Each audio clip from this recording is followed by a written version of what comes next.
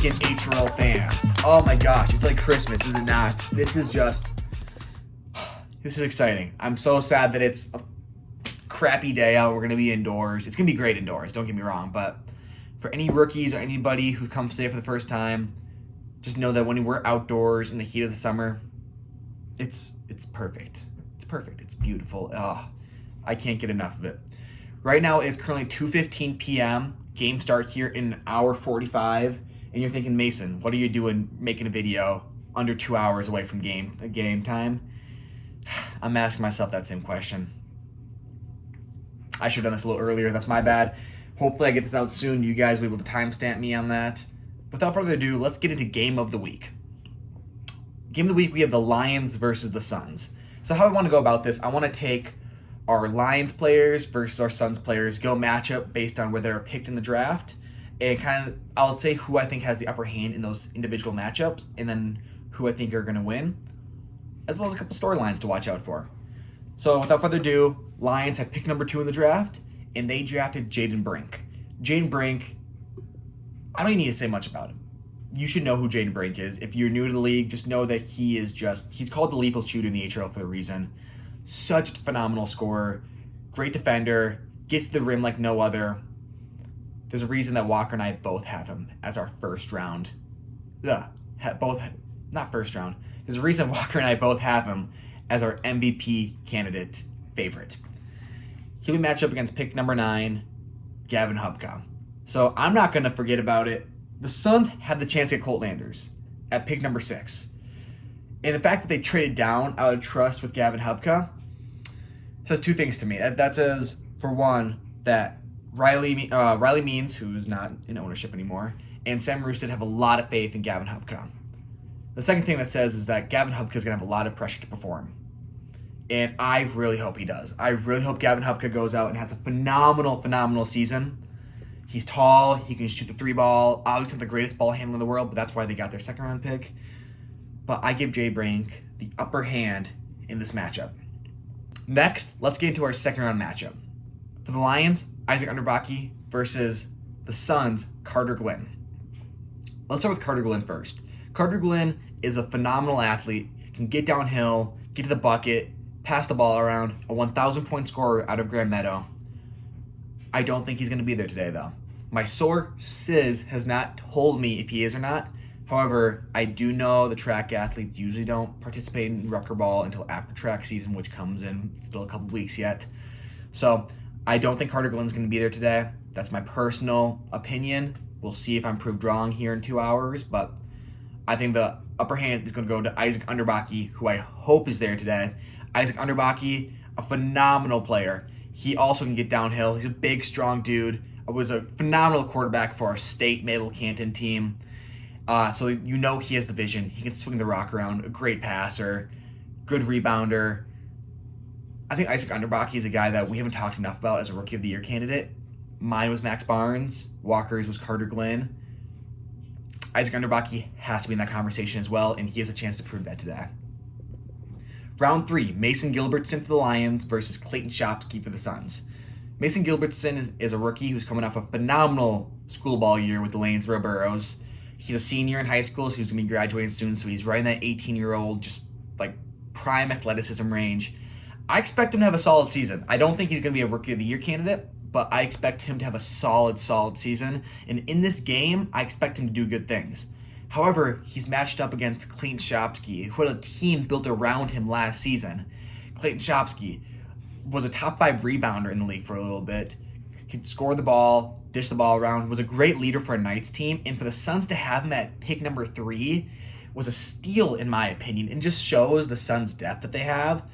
So in this case of a Gilbertson versus Shopsky, I'm giving Clayton Shopsky the nod in this matchup. Atlee Hirschberger for the Hirschberger for the Lions versus Dylan Schultz for the Suns. This was one I went back and forth on a little bit. Who think has the upper hand?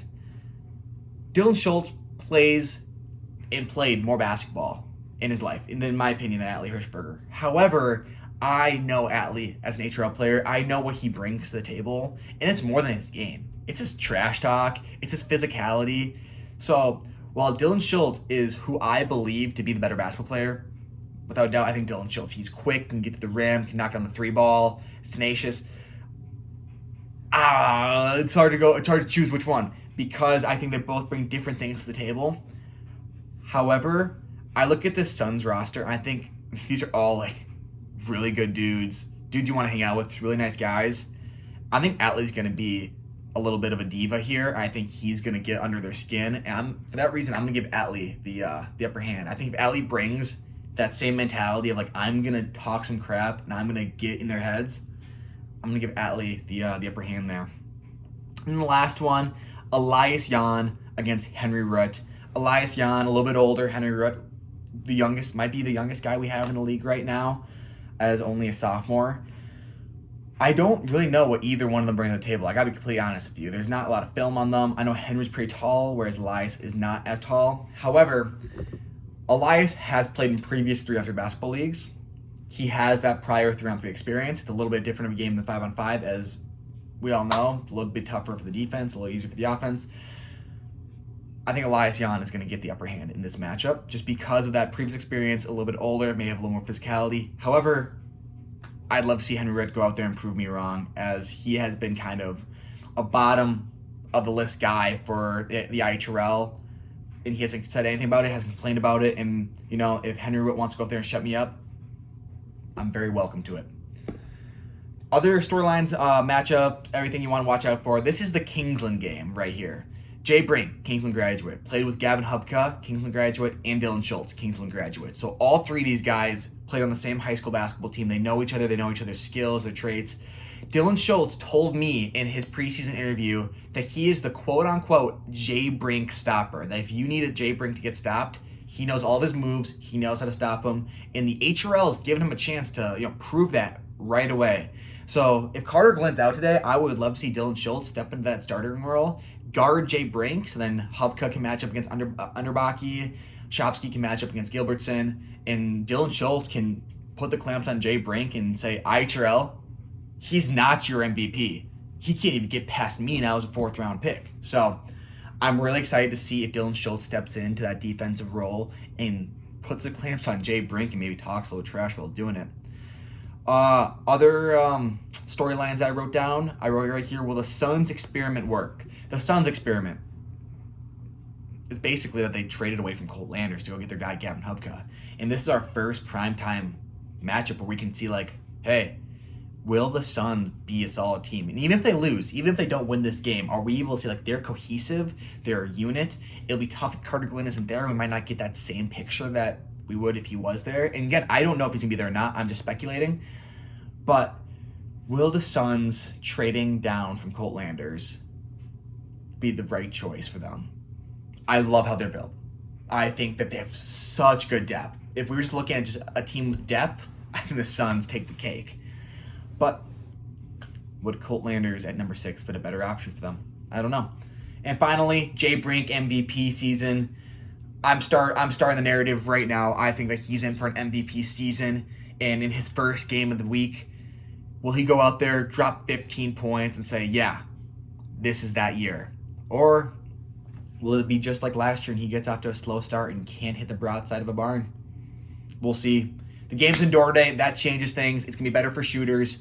The roofs are a little low, so anybody that has a moonball shot, Wilson Storhoff, it might be a little tough here to hit threes. I'll see you guys there. It is now 2:24. I finished this video in 10 minutes.